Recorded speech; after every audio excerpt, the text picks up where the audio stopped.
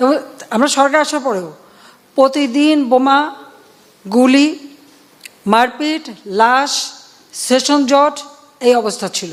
এমনকি 96 সালের আগ পর্যন্ত শিক্ষা কারিকুলাম থেকে শুরু করে প্রতিটি ক্ষেত্রে আমরা যে রিফর্ম নিয়ে আসি, তাতে আজকে আমাদের ডিগ্রিগুলি আন্তর্জাতিক মানসম্পন্ন হয়েছে। আন্দোলনের ফসলটা হলো আন্তর্জাতিকভাবে বাংলাদেশের ভাবমূর্তি নষ্ট করে দেওয়া, বাংলাদেশের মানুষের যে মৌলিক চাহিদাগুলি পূরণ করে তাদের যে একটা উন্নত জীবন দিতে হবে সেটাকে নষ্ট করে দেওয়া, সেটাই তো করা হলো। কারণ এই আন্দোলনের ঘাড়ে চেপেই তো ওই জামাত, শিবির, বিএনপি তাদের সন্ত্রাসীরা যা সুযোগ পেয়ে গেল। তাহলে আমার প্রশ্ন যে কি অপরাধটা কি করলাম? তাহলে মানুষের জীবনমান উন্নত করা, মানুষের খাদ্যের ব্যবস্থা করা, চিকিৎসার ব্যবস্থা করা, বিনা পয়সায় চিকিৎসা দিচ্ছি। হ্যাঁ, আমার বাবা মা সবাইকে হত্যা করেছে, তারপরও সেই কষ্ট বুকে নিয়েও আমি এসে শুধুমাত্র এই দেশের মানুষের ভাগ্য পরিবর্তন, মানুষের একটু ভালো থাকবে, মানুষের একটু উন্নত জীবন পাবে।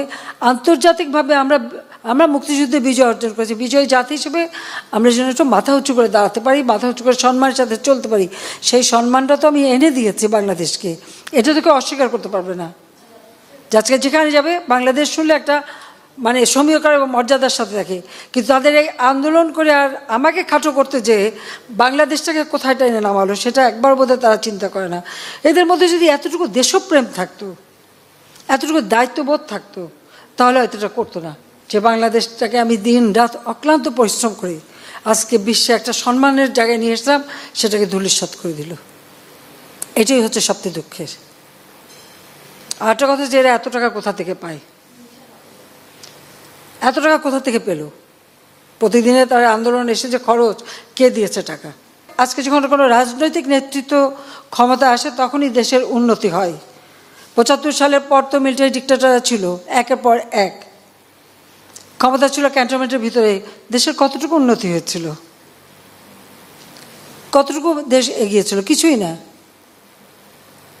আমাদের সাক্ষরতার হারই ছিল মাত্র 45 ভাগ, আজকে আমরা 78 ভাগে উন্নীত করেছি।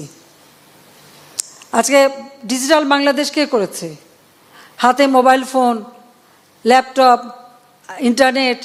এই 96 সালের আগে একজনকেও দেখিনি ইন্টারনেট ব্যবহার করে। যারা বিদেশ থেকে আসছে হয়তো 2-4 জন।